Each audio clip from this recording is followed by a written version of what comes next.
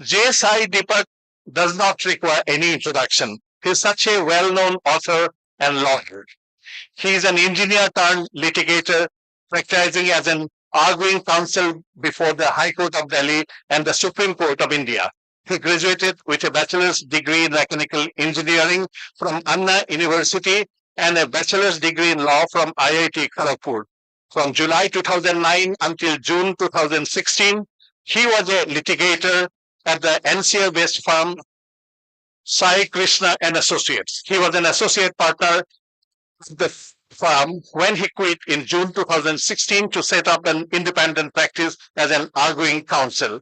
Civil commercial litigation, constitutional law, and competition law are his primary areas of practice. Since 2010, he has been writing intermittently on the blog The Demanding Mistress on civil commercial litigation. He has two wonderful books on decoloniality. Many of us have no introduction about these two books, India, that is Bharat, and India, Bharat, and Pakistan.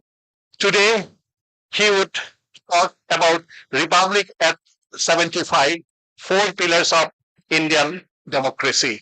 The talk will be of 15 to 20 minutes, I suppose, and then the floor will be open for interaction with the speaker and audience. Using cricketing parlance, batsman's bat always speaks for him. So, without saying anything, I would leave the court to Mr. J Sai Deepak on the topic Republic at 75, four pillars of Indian democracy. J Sai Deepak, sir.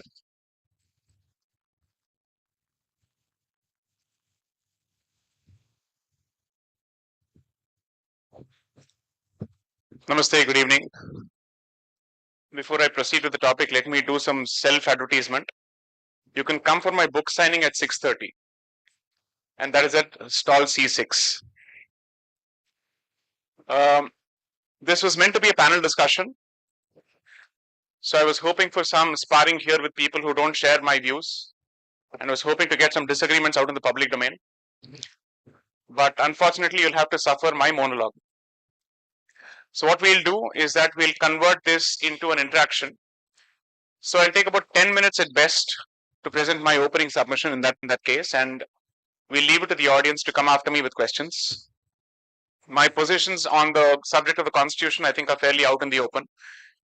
Let me see if there is a new way of presenting what I've already presented in the past. So there are four pillars here, which have been mentioned as the pillars of the Constitution or of the Republic: justice, liberty, equality, and fraternity. In my view, they are not the pillars of the Constitution. And I don't believe they represent the pillars of constitutional thought.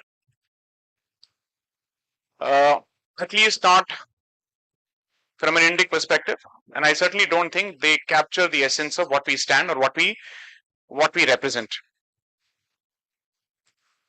If I have to do a panoramic survey of the last 75 years of the Indian Republic, I would proceed to make the statement that it has been a republic under a deep slumber, in a state of deep slumber, which has gradually started awakening only post 91-92. Some of the questions that we seem to be asking in the 2000s should have been asked much earlier, and the only reason we couldn't ask was because of our economic handicap. Questions of culture assume importance after a civilization or a society reaches a certain degree of economic sufficiency. Until then, culture takes a backseat. That doesn't mean that culture is not important, but you can't hope to discuss civilization, religion, culture, religion, so on and so forth, as long as the stomach is empty and hungry.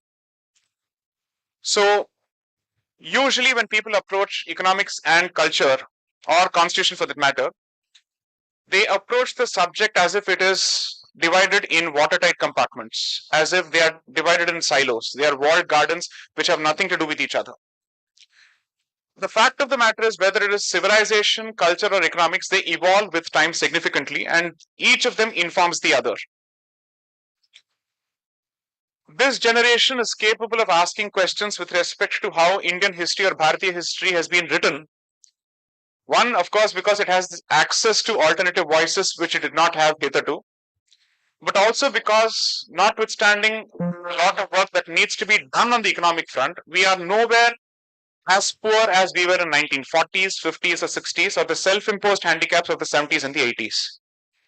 Therefore, today we have the ability to start asking those questions.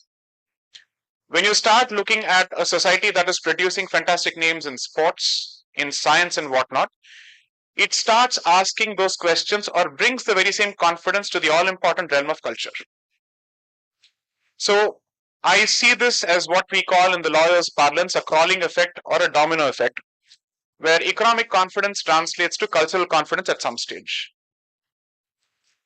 When you were a poorer nation, you felt the need to speak in English and dress up in the Englishman's attire. But as you have progressed and as you have done better for yourself, you have started sporting symbols of your cultural identity and markers even on international stage. And that, I think, is the clear and stark relationship between economics and culture. Now, is constitution completely an academic subject which has got nothing to do with this? I think what we did is that we signed up for a stopgap arrangement in the 1950s, between 1947 and 1950. Because the idea of constitutionalism as understood in a European sense was relatively new to us. And since we wanted to preserve the nation state of India as much as possible, the idea was to put faith in an apparatus that keeps that entity together. So the hope is that this document captures us in the broadest possible sense, and it helps us keep this edifice alive. But with time, questions have started emerging, even with respect to the origins of the Constitution, whether it has an Indian origin or whether it has been imported from elsewhere. Most students of law, especially constitutional law, will tell you very clearly that notwithstanding the effort that has come from the members of the drafting committee of the Constitution, there is a significant degree of identity between the 1935 Government of India Act and the Constitution of 1950. You just have to look for provision to provision, language to language, it will be identical. It won't be largely different. So if the Government of India Act of 1935 was not a product of an Indian mind or an Indian thought process, and the Constitution of 1950 is similar or identical in several parts to the Government of India Act of 1935, what makes the Constitution of India an Indian document?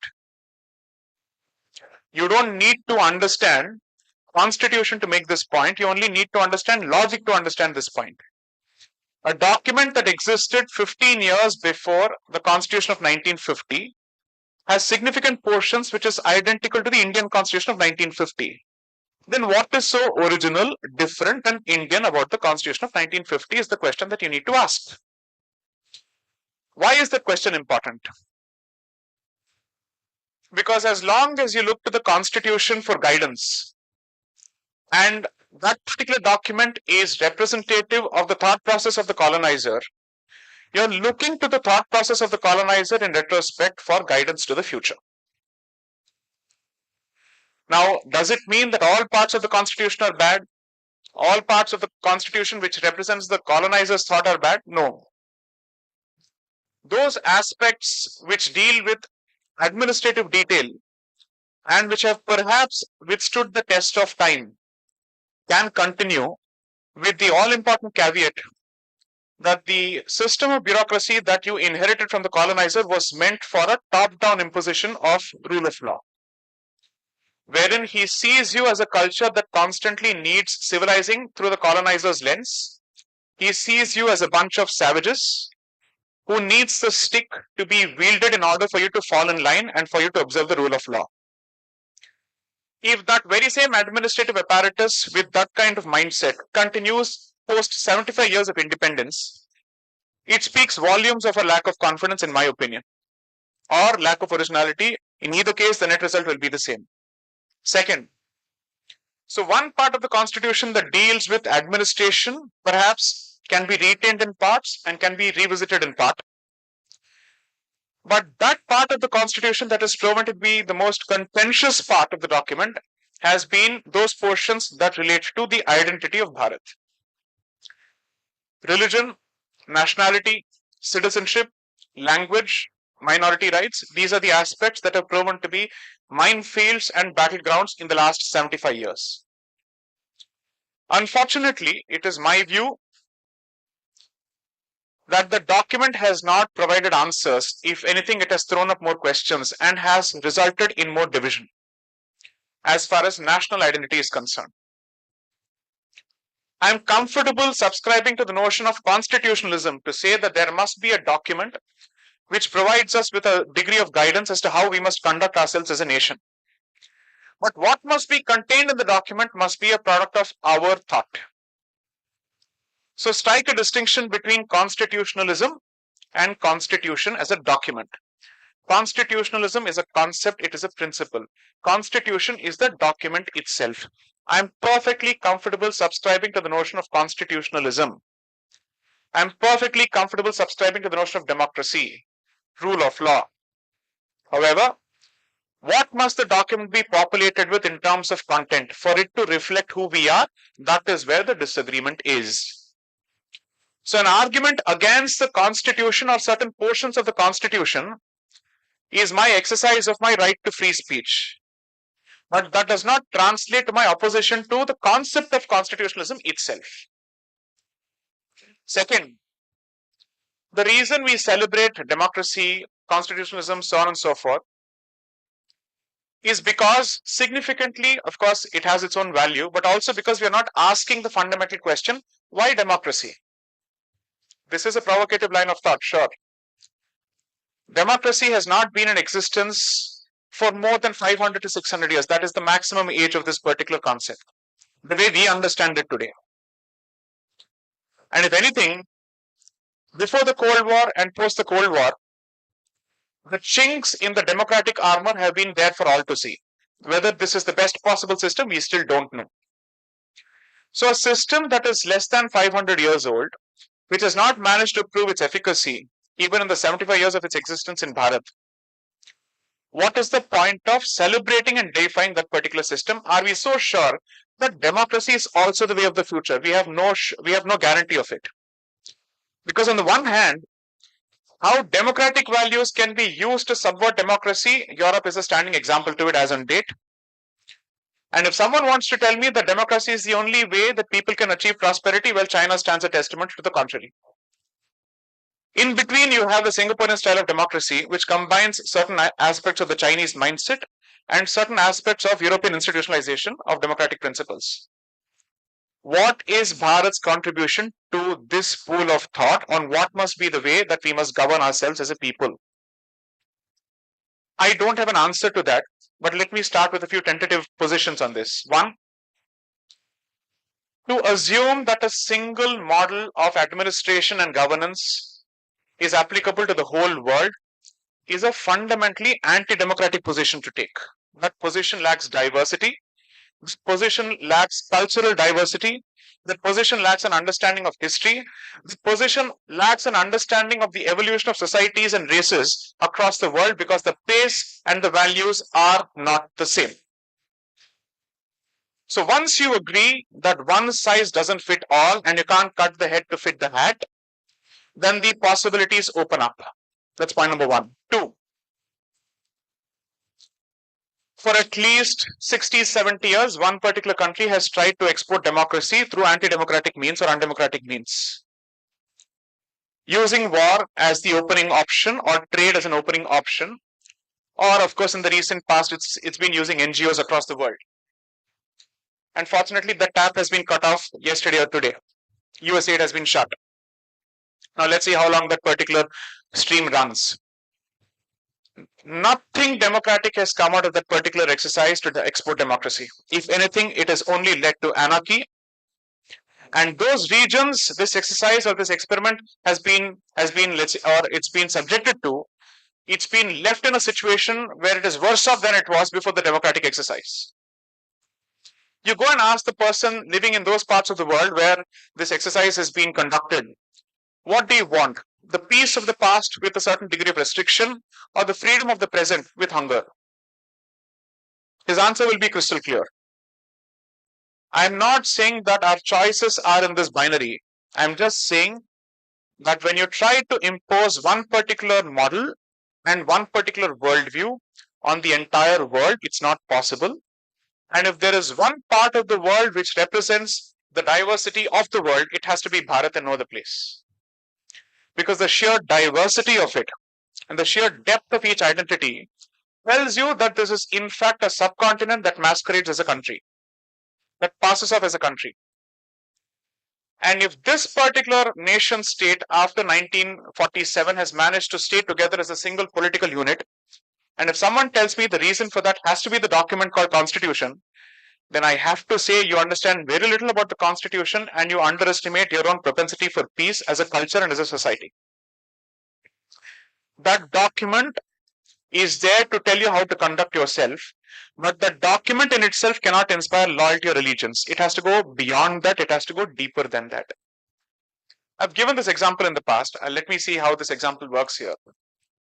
I'm sure most people in the audience have visited Chandni Chowk at some point or the other. What do you think must be the floating population of Chandni Chowk on any given day? At any given point of time, it's anywhere between 1 lakh to 3 lakhs at the very least, conservatively speaking, right? If somebody decided, or if 10 people decided to pack homemade explosives in satchels, 15 people disperse themselves in the crowd. Do you really think you have the wherewithal to control it there?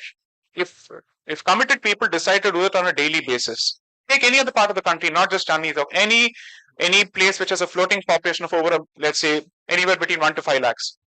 You do not have the intelligence for it. You do not have the police personnel for it. You do not have the security resources to address it. What explains the by and large peaceful, let's say, existence of this country?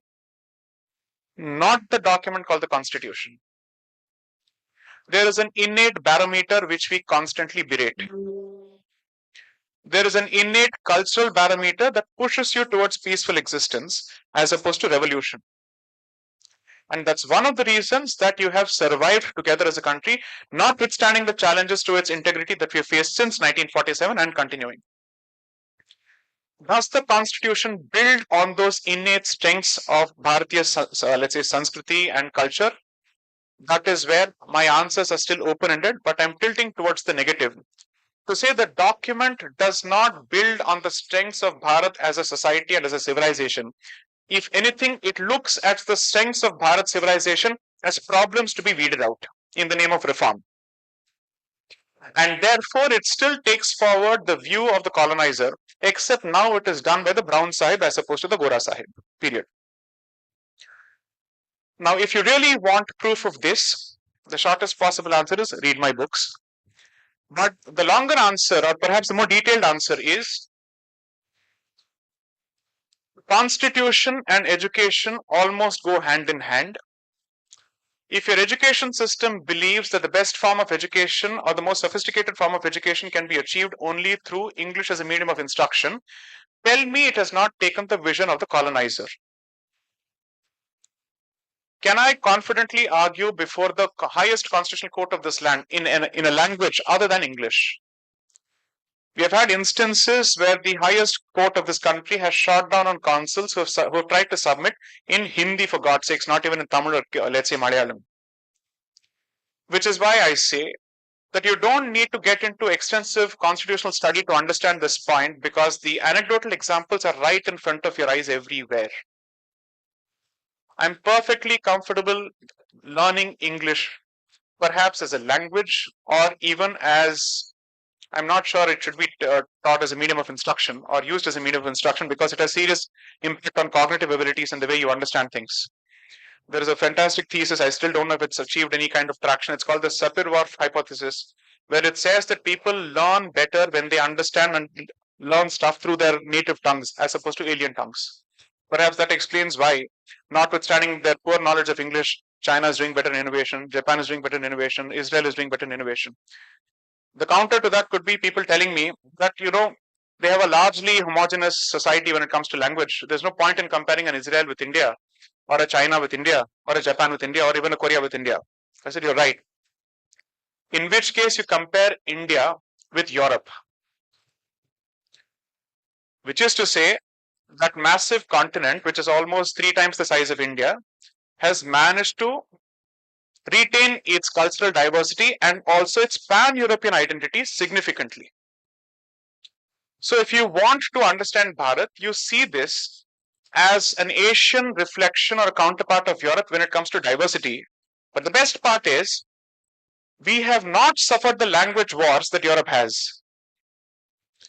We have not suffered the sectarian wars that Europe has, which means the unity or intra-Bharatiya unity is stronger than intra-European unity, and therefore we have poorly understood Bharat when it comes to the issue of unity. We are not being kept together by the constitution, we are being kept together by Sanskriti. There I've dropped the word. And therefore, if you're seriously interested in perhaps having the best practices from the rest of the world in terms of governance and also retaining what is yours, certainly subscribe to constitutionalism, but ensure that the constitution as a document, the contents of it, reflect the essence of your civilization and not alien thought. Certainly go back to the Upanishadic principle that please be open to the best of ideas wherever they come from. Sure. But most people don't realize you start looking for ideas outside only when you realize that you don't have ideas within. So far, we have not undertaken that first inquiry and we have not embarked upon the first inquiry asking ourselves, does Bharat as a civilization have something to offer to the contemporary world, to all these issues and challenges that we face, from democracy to economics to culture to climate change to diversity to gender, jati, caste, whatever it may be. We have not asked those questions. We are barely scratching the surface. And the reality of the situation is we feel slightly more confident of our civilization when we see a white man imitate our civilization. I don't see why do we need to take pride in the Mahakumbh when we see foreigners coming to Mahakumbh. Why do you need a Julia Roberts to practice Hinduism to understand the value of your faith system or your Sanskriti for that matter? That is a broader reflection from the pop discourse or the cultural, let's say, milieu of where the problem is. And I'm trying to say that sense of latent, dormant, but ever-present inferiority complex is equally present in the constitutional discourse. So do not approach this issue or the subject from an academic lens. It has a tangible impact. Don't worship the document, understand the document, learn to critique the document, and look for its weaknesses and strengths both. I am not here to pillory the document in its entirety. I just can't accept it lock, stock, and barrel. That I will not be able to do with my rational mind still fully functioning. I can't do that. So while I can sit and spout values here, liberty, fraternity, equality, whatever, I will be presenting a regurgitation of the French Revolution and the Enlightenment here. I wouldn't be talking about what is Bharatiya Enlightenment. It makes very little sense to spout and spew those values, or to look for our values which are counterparts of those values. Because those values may still exist with us, but our priorities may be different. So my suggestion is, it's a takeaway, just consider this. Don't agree with anything that I've said. Similarly, don't agree with everything that the Constitution says. Thank you.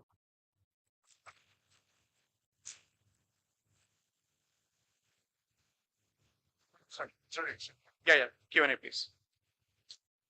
So the floor is open for, you will take a couple of questions from you. So the mic needs to be passed around, I guess. I'll just give it. So why do you think that colonizers gave us democracy and republic? I'm so sorry, what? How you think that colonizers give us the democracy? I don't think colonizers give us democracy. I don't think colonizer gave us republican system.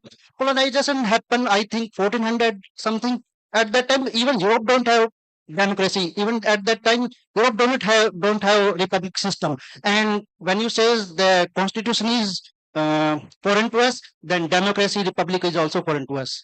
So I'll answer this question differently. When someone wants to make the statement, and I've heard quite a few people in office make the statement that Bharat is the mother of democracy, it's the home of democracy and all that. I don't think even I can agree with that statement. That's too much of a statement to make. We don't need to make these kind of statements. There are better arguments to make. So the source of this statement is the stone inscription from Tamil Nadu called the Uttarameru inscription, which basically sets down a set of rules as to how can one occupy office, the concept of an election as opposed to an appointment to reach a particular office, what kind of conflicts of interest must one look for before he occupies that particular office? What are the rules of disqualification? These have existed. Strictly speaking, democracy as we understand it today is not how we have operated. We have actually operated in a slightly different way. Whenever history has discussed, or even for that matter, Ithihasas have discussed the Vrishnis or the Yadavas, they've always called them confederacy because they're not strictly a monarchy in the way you understand it. And how these systems have typically functioned is that citizens have a voice in terms of the leading intellectuals as well as the money bags of the society having an opinion with respect to critical appointments. And therefore, their opinion would have a certain degree of value, it would have a certain degree of stakeholdership, but it would not be conclusive on that particular issue, unlike today. And therefore, the opinion being presented to the Raja for his consideration is for him to decide despite public opinion going against his position. But he would still have the freedom to take a position to the contrary. Two, you also have had the concept of a Paur Sabha, wherein citizens have a certain forum to ventilate their voices. So the seeds of democratic spirit are not in whether the public has a right to appoint someone, but whether the public has a say or a voice in a decision taken, at the very least to express its displeasure. So in several ways, you could also say that more than free speech, the better characterization is the right to dissent against the decision of the rule-making authority or power that characterizes the seed of democracy. So I may even go to the extent of saying that without dissent or the right to disagree, even if it doesn't translate to the power of veto, democracy is nothing. It means nothing. So to answer the question, one, whether we are the home to democracy, whether we need to subscribe to democracy is a second question, or a secondary question according to me. The larger question from a political science perspective that every student must ask himself or herself or themselves is, one, what is the best possible way of striking a balance between the needs of administration and the right to provide a space for voices? You need both. When administration becomes the pretext to clamp down on everything, then free speech takes a hit. But when free speech prevails over administration, then social order takes a hit, which leads to chaos. It's almost as good or as bad as saying that every twist and turn that a driver is supposed to take when he's behind the steering wheel will be dictated by the traffic light. And it's as bad as saying that there must be no concept of a traffic light altogether. You need some set of rights for the driver, but you also need the driver to subscribe to the traffic signal at some point where the red lines are very clear. Next. Yes. Hello, sir. As you have just explained us about the ancient democracy like Videha, but we have seen like kingdoms like Haryanka kingdoms attempted to destroy the democracy of Haryanka and prevailed all over India, which tends to a bigger ancient India. We can say that it was more successful than a democracy. Right. So can we say that democracy sometimes make things get slower and sometimes tyranny or aristocracy, autocracy good. So, in the present context, do you think that democracy made in a little slower for its development? You could say so, but there is also an alternate point of view. These questions have arisen only because of China's development significantly. Okay. Therefore, we can say that it's easier for the Chinese government to take a decision in the context of infrastructure. But when an Indian government, whether it's the state or the center, wants to take a decision, it gets mired in litigation. Fine. You should also ask the Chinese people whether they completely agree with the pace of the development that China undertook and its impact on nature. They paid the price for it equally. They paid the price for it equally because there was no citizen's voice stopping them from pursuing the goal of development in an unfettered fashion without any thought or heed paid to the concept of environmental balance. That is equally a reality. While you may have RA as an example, as a counterpoint here, but the other example is this too has happened. But let's swing back to your question and perhaps answer this question in your favor. When Chinese realize the impact of their pace of development on nature, they also have the immediate ability to take a decision to the contrary and address the problem quickly. So perhaps what is happening is, while we keep celebrating democracy, on the other hand, there is a silent frustration brewing at the pace at which democracy works and its inability to address the problem right here and right now, where the problem gets passed on like a legacy issue to subsequent generations. And it is only in a democracy one generation has the ability and the luxury of saying, this problem I won't handle, I'll pass it on as virasa to the next generation. That's what has been happening for 75 years in this country. So that disenchantment is equally there. Perhaps what we should do is we should try living in a non-democratic state as an experiment to see what are you okay with. Because right now the grass looks greener on the other side. Okay? And there is a decent chance that the Indian model may disprove the rest of us or the rest of the world, both in the pace of its development and its democracy. But there is one thing that is very, very crucial. To equate vibrance and noise with democracy is the lowest that you can do. To say that democracy translates to lack of order or lack of discipline is where there's a huge misunderstanding of democracy. Which is why, as opposed to all of the models, I would seriously want to see what can Bharat do to take a leaf out of the Singaporean experience and apply it to smaller units of its constituents. You don't need to equate the entirety of Bharat with the Singapore because that's not comparable. But what can you do at the municipal level to emulate the Singaporean model to improve the life of people at the ground level? Let me answer this question in a very mundane way. If by and large your roads are clean and your quality of life on a day-to-day basis is decent, Yes, ma'am. there's a decent chance that most people will not have any interest in the model that delivers the goods. And they will also not have an interest in higher orders of corruption. Because they will say, as far as my life is concerned, it is significantly untouched by sophisticated corruption. And I have managed to deliver the goods on the ground. Do I have a society or a model to exemplify this case study?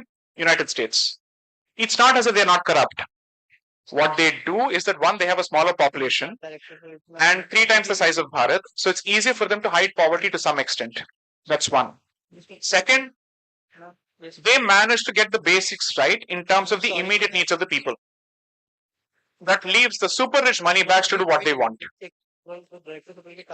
Where they get to export democracy, export culture, export soft power and whatnot. Because the rest of the population really doesn't care after that. They really don't care.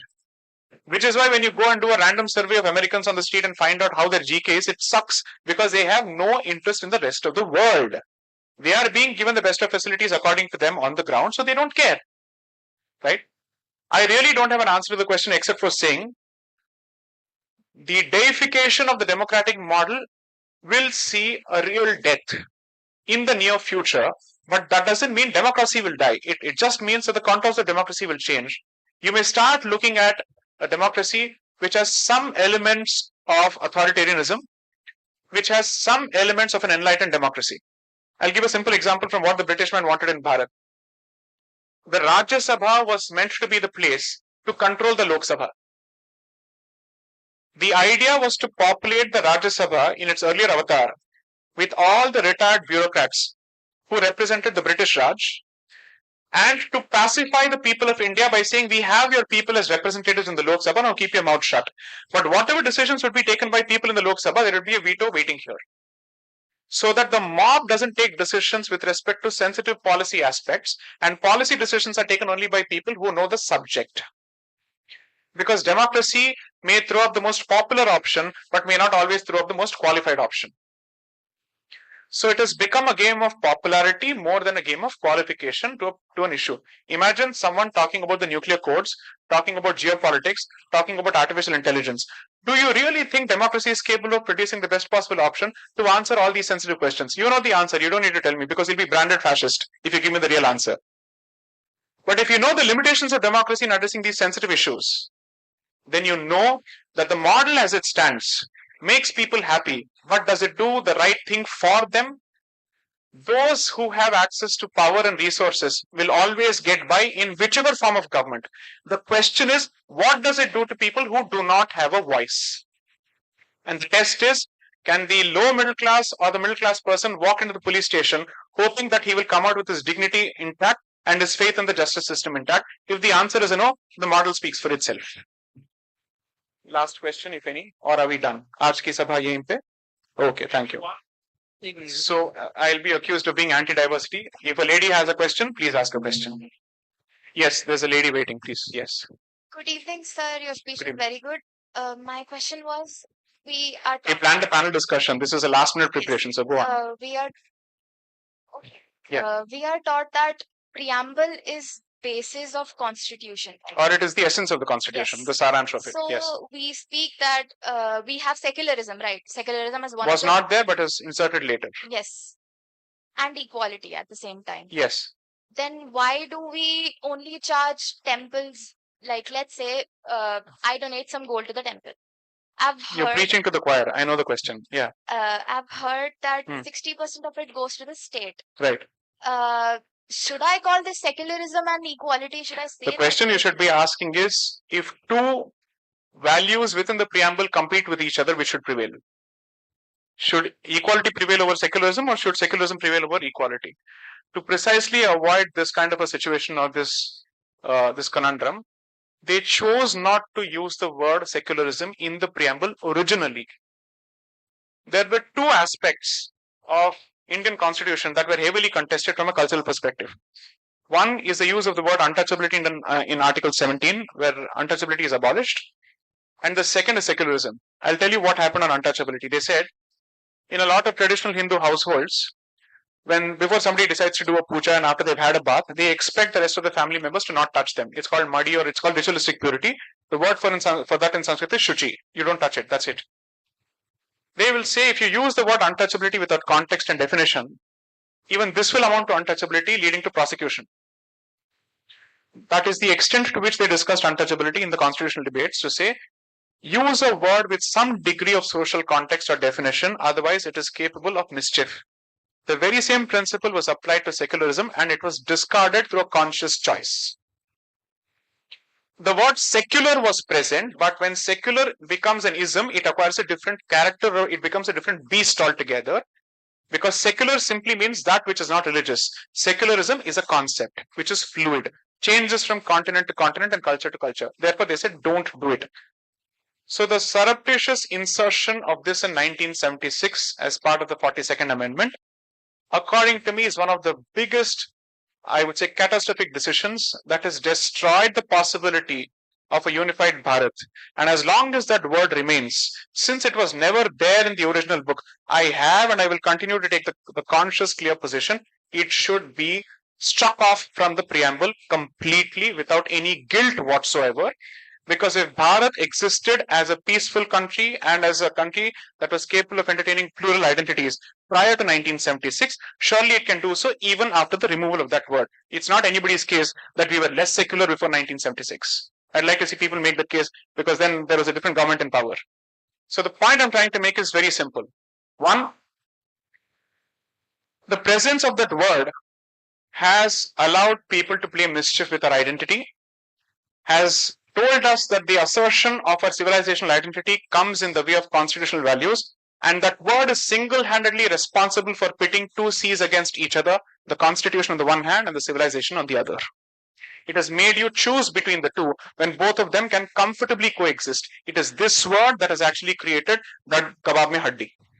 So I'm grateful. Thank you. Grateful.